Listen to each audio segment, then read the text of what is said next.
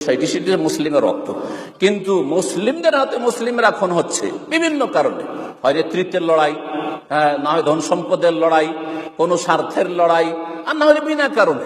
কিয়ামতের একটি নিদর্শন হচ্ছে যে খুন হলো সেও জানে না যে আমাকে কেন খুন করা হলো, আর যে খুন করলো সেও জানে না যে আমি কেন খুন করলাম। এইরকম পরিস্থিতি এখন তৈরি হয়েছে, অথচ আল্লাহ পাক বলছেন যে ওমা কানালে মুমিনিন আইয়াকতুলা মুমিনা, কোন মুমিনের জন্য এটা হতেই পারে না যে আর এক মুমিন মুসলিমকে খুন করবে। তাহলে মুমিন মুসলিমের কত বড় মর্যাদা আল্লাহ পাকের কাছে, যে একজন মুসলিম হয়ে আরেকজন মুসলিমকে কখনো খুন করতে পারে না, ইল্লা খাতা, তবে ভুলবশত হয়ে যেতে পারে। রাস্তায় গাড়ি চালাচ্ছেন, হঠাৎ করে ধাক্কা লেগে গেল, মারা গেল, এটা হইতে পারে। অনিচ্ছাকৃত হইতে পারে, ইচ্ছে করে এমন কোন অস্ত্র দিয়ে মারবে যাতে মুসলিম মারা যায়, এটা একজন মুসলিম দ্বারা হতে পারে না। এই কথা আল্লাহ রাব্বুল আলামিন বলেছেন।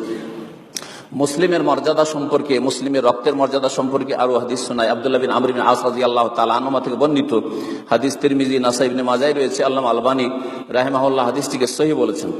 বলছেন নবী করিম সাল্লাল্লাহু আলাইহি ওয়াসাল্লাম, জাওয়ালুদ দুনিয়া আহওয়ানু আলাল্লাহি মিন কাতলি রাজুলি মুসলিমিন। দুনিয়া ধ্বংস হয়ে যাওয়া, দুনিয়া আসমান জমিন ধ্বংস হয়ে যাওয়া, এটি আল্লাহর কাছে হালকা, মিন কাতলে রাজুলি মুসলিম, একজন মুসলিমকে খুন করার চাইতে। অর্থাৎ একদিকে রাখেন একজন মুসলিমকে খুন করা, আর একদিকে দুনিয়া ধ্বংস হয়ে যাবে। দুনিয়া ধ্বংস হওয়া একজন মুসলিমের খুন হওয়ার চাইতে হালকা বিষয়। তাহলে যেই ব্যক্তি মুসলিমকে খুন করলো, অথবা খুন করার জন্য ইশারা ইঙ্গিত করলো, খুন করার জন্য সহজ করে দিল বিষয়টি, সেই ব্যক্তি কত বড় অপরাধ করলো যে আসমান জমিন ধ্বংস করার চাইতে বড় অপরাধ করলো। লা জাওয়ালুদ দুনিয়া আহওয়ানু আলাল্লাহি মিন কাতলি রাজুলি মুসলিম। একটি হাদিস একজন মুসলিমের মর্যাদা বোঝার জন্য যথেষ্ট। একজন মুসলিম অসৎ লোক যারা ছোটখাটো কথায় মারামারি শুরু করে দেয়, এবং মারামারি শেষ পরিণামে অনিচ্ছাকৃত, অনেক সময় হয়তো মারতে চেয়েছিল, মেরে দিতে চাইনি, খুন হয়ে গেল, এসব হচ্ছে আমাদের বিভিন্ন কারণে। হয়তো মারতে গিয়ে এমন ভাবে মারটা লেগে গেল, এই মারটা না দিলে হয়তো মরতো না, ওর ইচ্ছা ছিল না যে মেরে দেব। এইরকম অধিকাংশ ঘটনা হচ্ছে। কখনো এইরকম কাজ একজন মুসলিম করতো না যদি এই হাদিসটি তাদের জানা থাকতো এবং তাদের আমলের চিন্তা চেতনা থাকতো, পরকালের জন্য চিন্তাশীল হইতো যে আল্লাহ পাক রব্বুল আলামিনের কাছে আমাদের হাজির হইতে হবে এবং সেখানে প্রত্যেকটি বিষয়ের জবাবদিহি করতে হবে। সম্মানিত ভাতৃমণ্ডলী, আল্লাহ রাব্বুল আলামিনের কাছে মুসলিমের রক্ত, সে মুসলিম জন্মসূত্রে হইলে তো দীর্ঘদিনের মুসলিম, জন্মসূত্রেও না, 10-20 বছরের মুসলিম না, 1 মিনিট হয়নি তার কালেমা পড়া, 1 মিনিট আগে হয়তো কালেমা পড়েছে, তারপরেও তার খুনের মর্যাদা, তার প্রাণের মর্যাদা আল্লাহ পাকের কাছে কত, এই মর্মে শোনায় একটি ঘটনা। ওসামা বিন যায়েদ রাদিয়াল্লাহু তাআলা আনহুকে নবী করিম সাল্লাল্লাহু আলাইহি ওয়াসাল্লাম খুব ভালোবাসতেন, যুবক, এবং যায়েদ বিন হারেসা রাসূলুল্লাহ সাল্লাল্লাহু আলাইহি ওয়াসাল্লাম যে পালক পুত্র, তার ছেলে, এই হিসাবে জাহিলিয়াতের যুগে যে পালক পুত্রের চলে আসতো, প্রথা চলে আসতো, এই প্রথা অনুযায়ী নবী করিম সাল্লাল্লাহু আলাইহি ওয়াসাল্লাম তাকে নিজের ছেলে হিসাবে গ্রহণ করেছিলেন। কিন্তু পরে সূরা আহজাবে আল্লাহ পাক বলে দিয়েছেন যে ছেলে কাউকে পালক হিসাবে নিলে ছেলে হয় না, কোন মেয়েকে পালক হিসাবে নিলে সেটা মেয়ে হয় না, বরং উদউহুম লিআবাইহিম হুয়া আকসাতু ইনদাল্লাহ, প্রত্যেক মানুষকে তার বাপের সাথে, আসল বাপের সাথে সম্পৃক্ত করে ডাকো, এটাই হচ্ছে আল্লাহর কাছে অধিক সুবিচারের কথা।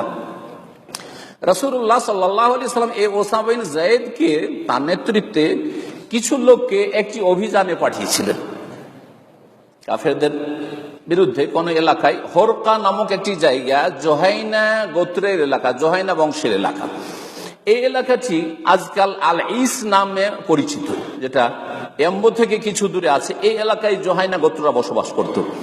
বলছেন কালাফাসাব বাহানাল কওমা, ভোরে ভোরে গিয়ে আমরা হামলা করলাম এই কাফেরদের এলাকায়, কারণ অভিযান তখন জিহাদ ফি সাবিলিল্লাহ চলছিল বদরের পরে। ফাহাজামনাহুম, তাদেরকে পরাজিত করলাম। কালা ওয়াল্লাহি তো আনা ওয়া রাজুলুম মিনাল আনসার রাজুলাম মিনহুম, আমি এবং একজন আনসারী লোক একজন কাফেরকে দেখে ওকে তাড়া করা শুরু করলো, পালাচ্ছিল। ফালাম্মা গাশিনাহু, তারপরে যখন ওকে আমরা ধরে ফেললাম, কালা, তখন সাথে সাথে বলল লা ইলাহা ইল্লাল্লাহ, বলছে কি লা ইলাহা ইল্লাল্লাহ, 1 ওয়াক্ত নামাজ পড়েনি, একটা পয়সার কোনোদিন জাকাতও দেয়নি, একটা রোজাও রাখেনি, তাই না? হ্যাঁ, হজ তো করেইনি, 1 মিনিটও হয়নি তার এই কালেমা পড়া লা ইলাহা ইল্লাল্লাহ।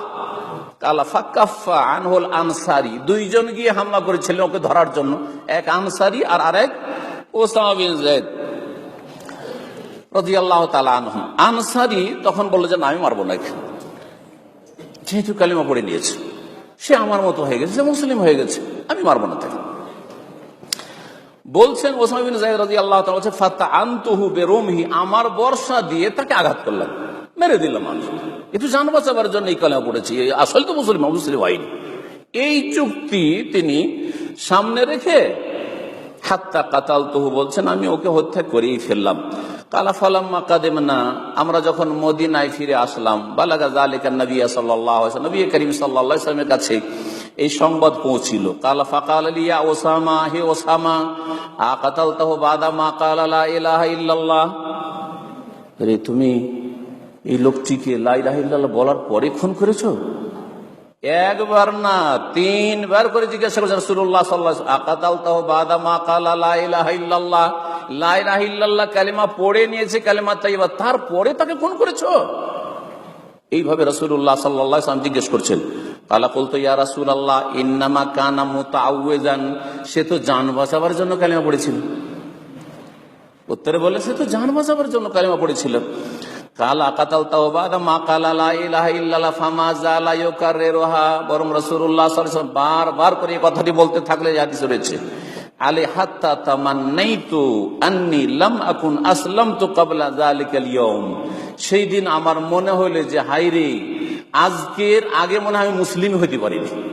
কেমন মুসলিম হইলাম যে একজন মুসলিমকে আমি খুন করে দিলাম, অথচ আমি ভাবছি যে ও তো জান বাঁচাবার জন্য কালেমা পড়েছে, আমি তো চরম অপরাধ করেছি, মনে হচ্ছে আজকে আমি নতুন মুসলমান হইলাম। কে বলছেন? সাহাবী।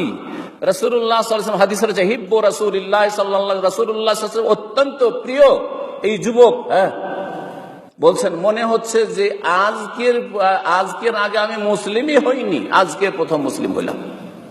নবী করিম সাল্লাল্লাহু আলাইহি ওয়াসাল্লাম, অন্য রিওয়ায়াতে রয়েছে, হাদিসটি সহিহ বুখারী মুসলিমে রয়েছে, অন্য আরেকটি হাদিসে রয়েছে যে ফামাযা তাফালু বিলা ইলাহা ইল্লাল্লাহ ইয়াউমাল কিয়ামাতি, কিয়ামতের দিনে এই লোকটি যখন আল্লাহর সামনে হাজির হবে লা ইলাহা ইল্লাল্লাহ নিয়ে, যে আল্লাহ আমি তোমার কাছে কিছু নিয়ে আসতে পারি, নামাজ নিয়ে আসতে পারিনি, কারণ নামাজ পড়ার সময় পাইনি।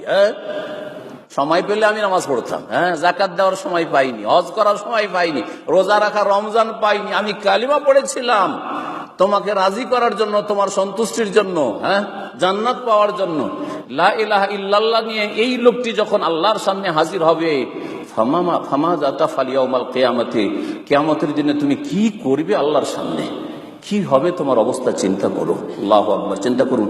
তাহলে আল্লাহ পাক রব্বুল আলামিনের কাছে এই সুবিচার রয়েছে, নাই যে এ তো হচ্ছে রাসূলুল্লাহ সাল্লাল্লাহু আলাইহি ওয়াসাল্লামের আপনজন, এ তো হচ্ছে পুরাতন সাহাবীর ছেলে সাহাবী, আর ও তো হচ্ছে 1 মিনিটের মুসলিম, যাক গেছে, শুধু কালিমা পড়েছে। সুবহানাল্লাহ, এই শুধু লা ইলাহা ইল্লাল্লাহ দিয়েই তার এত বড় মর্যাদা।